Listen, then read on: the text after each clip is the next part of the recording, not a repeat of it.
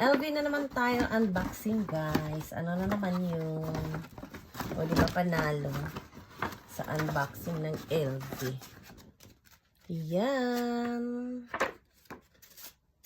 Grabe. Mauta ko kanina yung Christian Dior na pabango na mist. Grabe, guys. Ang bango. Pati yung relo ko. Ang bango kayo ng relo ko. Naganyan kasi ako kanina. Tapos na ano na tong, mabuti na lang na ano ko tong, ano niya, belt ng aking relo. West niya. Kaya ang bango. Grabe, guys. Ayan. Tararan! Ano na naman itits? Ang ganda na kanilang pack, guys. Yeah! Ang ganda ng kanilang balot. May message pa siya. Ano to? Ah, may pang ano. May pang message. Ganyan. Galing. Nung binili ko rin yung bag ko dati, walang ganito. Diba? Then, dyan lang yan. Charang! Oh, ang gandara. Gandara, guys. Turn na siya sa bag ko.